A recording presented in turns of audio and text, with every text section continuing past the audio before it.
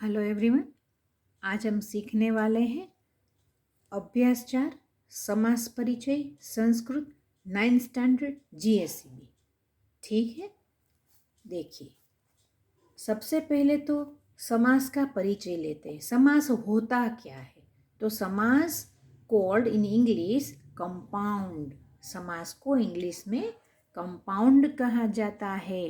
जब दो नाम एक बन के जुड़ के एक बन जाता है ना, तो उसे समास बना हुआ कहते हैं। जैसे कि हमको दो नाम दिए गए हो, उसको हम जोड़ देते हैं, उसको एक कर देते हैं, तो उसको जो बनता है वर्ड उसे समास कहा जाता है।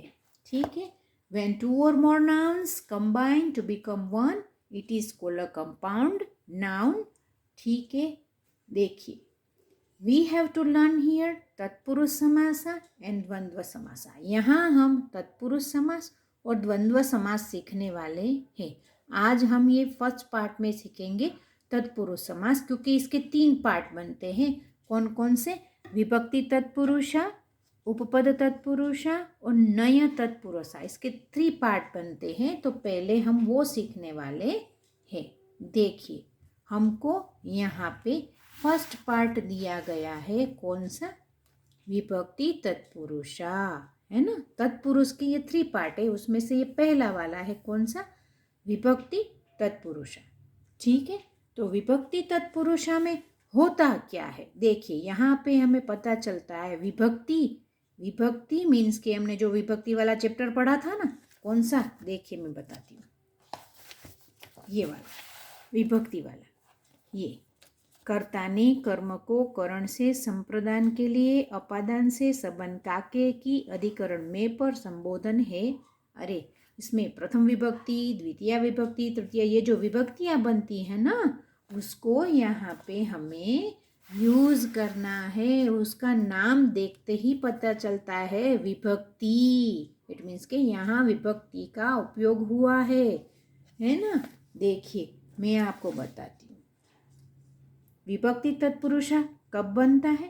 When a compound is formed by 2 words of which the earlier one is of a different case and the second one in the first case is called विभक्ति तत्पुरुषा समासा। देखिए यहाँ पे मैं आपको बताती हूँ, है ना।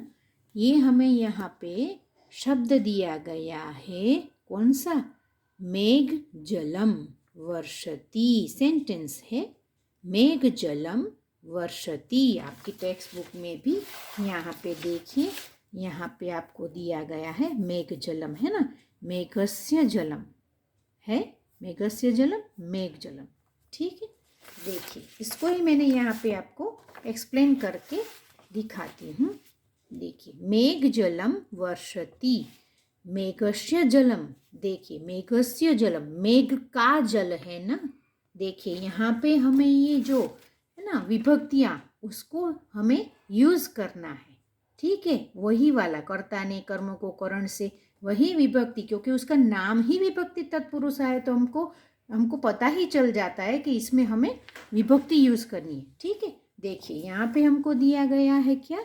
मेघस्य जलम, मेघ का जल है।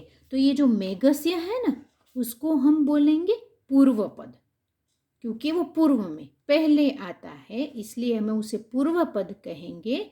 फिर जो जलम है वो उत्तर पद, इट मीन्स के वो सेकंड रहेगा, है ना। तो ये पूर्व पद बनेगा मेघस्य और उत्तर पद बनेगा जलम।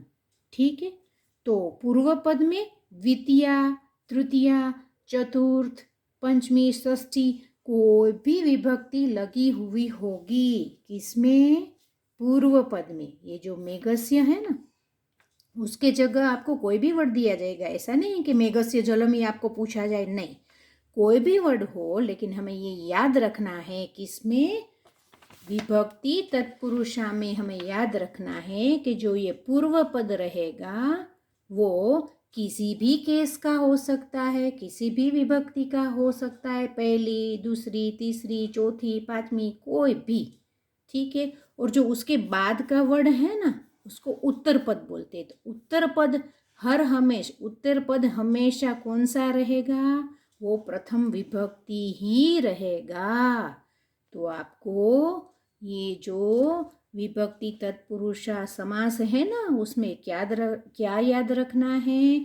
तो पूर्व पद है वो किसी भी केस का हो सकता है, कोई भी विभक्ति का हो सकता है, लेकिन जो उत्तर पद है ना वो प्रथम विभक्ति का ही होना चाहिए। तो ये जब आप पहचान लोगे कि ये जो शब्द है उत्तर पद है वो प्रथम विभक्ति का है और जो आगे का पूर्व पद है वो अन्य कोई भी विभक्ति का हो सकता है। तो ये जब आप लगा लेते हैं तो आपको पता चल जाएगा कि यह विभक्ति तत्पुरुष समास है ना।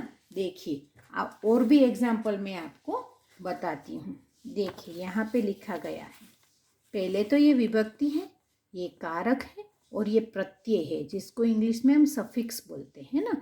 प्रथमा द्वितीय तृतीय चौथी पंचमी षष्ठी सप्तमी होता है, वही वाला कर्ता ने कर्म को करण से संप्रदान के लिए अपादान से में से संबंध काके की अधिकरण में पर, है ना, उसी को यहाँ पे यूज किया है। देखिए कुछ और एग्जाम्पल्स है जो हमें यहाँ टेक्स्ट बुक में भी दिए गए हैं, ये है ना।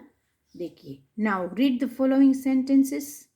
कृषकः मरणासन्नः अस्ति। देखिए मरणासन्नः के नीचे अंडरलाइन किया गया है। तो हम इसे विभक्ति परिचय में सीखते हैं कैसे बनते हैं समास। देखिए आपको एग्जाम में जब भी पूछा जाए ना तब आपको इस तरह से लिखना होगा। कृषकः मरणासन्नः अस्ति, उसका मीनिंग क्या होगा? मरण को प्राप्त हो रहा है। कृषक मरण को प्राप्त है। तो को लगा, कौन सी विभक्ति लगी? को लगा, तो यहाँ बनेगी द्वितीया तत्पुरुषः, क्योंकि हम यहाँ देखा ना हमने यहाँ पे किसमें?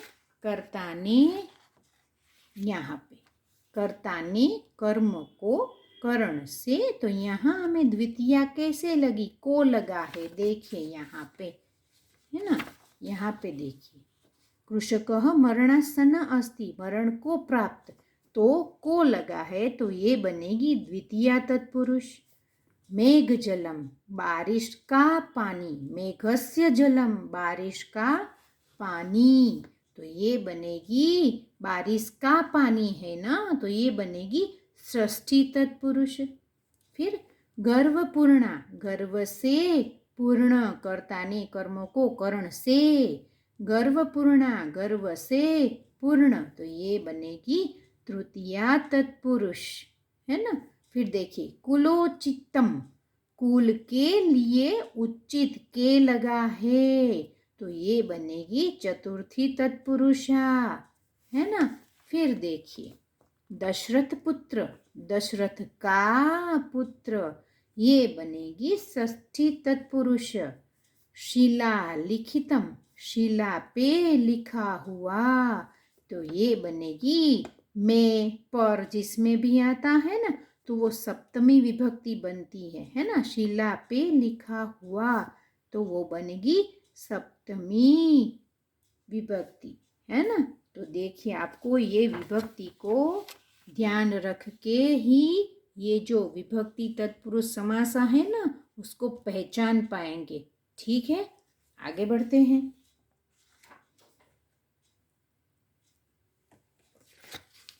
और देखिए यहाँ पे हमें और दिया गया है कौन सा? देखिए यहाँ पे हमें दिया गया है कौन सा? उपपद तत्पुरुष समासा। तो उपपद तत्पुरुष समास में होता क्या है? देखिए यहाँ में एक सेंटेंस दिया गया है, रोगः दोषात् जायते, है ना। तो इन द फर्स्ट सेंटेंस दोषात् जायते, the two words are use. दोषात् जायते, ये दो वर्ड को यूज किया है ना। Here the first word is a noun, first word noun है and the second word is verb, ये वर्ब है, एक्शन है, क्रिया है। This two words form a compound as दोषजः।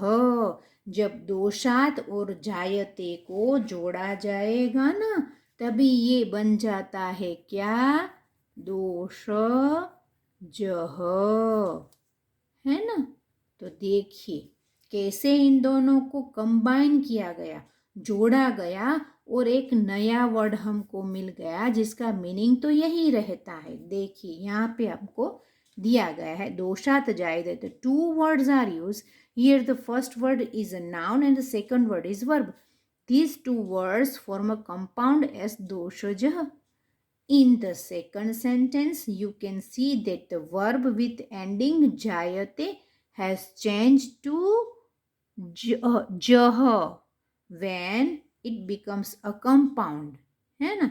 Such compounds are called उपपद तत्पुरुषा. देखिए इसमें रोग दोषजः, दोषजः, जायते का क्या हो गया? जह, है ना। तो इसे बोलते हैं उपपद तत्पुरुष समासा. और आगे बढ़ते हैं. यहाँ पे दिया गया है नय तत्पुरुष समासा. ये जो वर्ड है ना उसको य बोला जाता है. क्या बोला जाता है? य. उसका प्रोनाउंस य होता है, नय, है ना.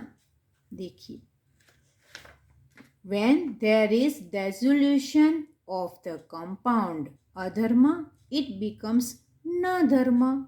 तो वो बन जाता है अधर्म.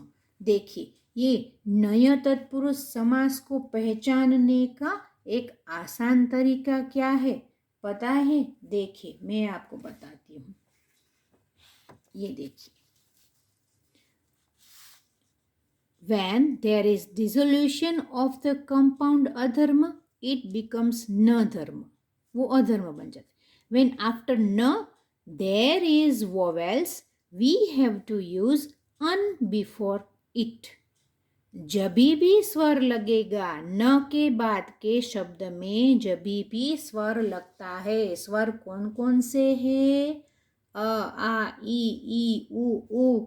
ये जो सब है ना वो स्वर है. और क, ख, ग, घ, च, छ वो सब व्यंजन है. तो जभी भी आपको कोई वर्ड दिया गया होता है उसमें न के पीछे जो शब्द है वह स्वर है, तो उसमें क्या जुड़ेगा?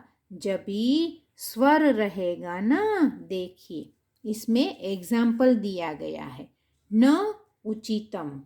हियर उ is vowels, so we have to use अनुचितम. जभी भी वोवेल्स या स्वर लगेगा ना तो न के आगे देखिए न उचितम, न के पीछे जो ये वर्ड है, वर्ण है, वो है उ जो स्वर बनता है. तो न के बाद जो स्वर वाला शब्द रहता है ना, वर्ण रहता है ना, तो उसके आगे हमें क्या लगाना है? अ लगाना है. और जब भी व्यंजन होगा ना, जब भी देखिए न के बाद जब भी व्यंजन होगा ना तो आपको क्या करना है? उसके आगे अन लगाना है. पता चला आपको? देखिए यहाँ पे हमें दिया गया है न अल्प अनल्प, न सत्यम असत्यम. जब भी यहाँ पे व्यंजन होगा ना तो उसके आगे अ लगेगा. जब भी यहाँ पे स्वर होगा ना तो उसके आगे अन लगेगा. फिर न का लोप हो जाता है. न निकल के बनता है क्या? असत्यम. अ जुड़ता है, न निकल जाता है. न निकल जाता है और यहाँ पे स्वर है तो अन लग जाता है. ठीक है. देखिए न से शुरू होते शब्द के आगे अ लगाना है और न के निकल जाते ही वैसे ही वोवेल शुरू होते शब्द के आगे अन लग जाता है. जैसे न सत्य बन जाता है क्या? असत्य. और न उचितम बन जाता है अनुचितम. ऊ स्वर है कहाँ पे? न के पीछे जो ये वर्ण है ना वो है स्वर. तो जहाँ जहाँ स्वर लगेगा उसके आगे अन लगेगा. जहाँ जहाँ व्यंजन लगेगा उसके आगे अ लगेगा. ठीक है बच्चों, आशा रखती हूँ कि आपको जो ये समास परिचय में तत्पुरुष समास के 3 पार्ट है वो अच्छे से समझ में आए होंगे। ठीक है, तो अगले वीडियो में फिर से हम मिलेंगे किसके साथ? द्वंद्व समास के साथ। द्वंद्व समास के साथ। तब तक बाय बच्चों।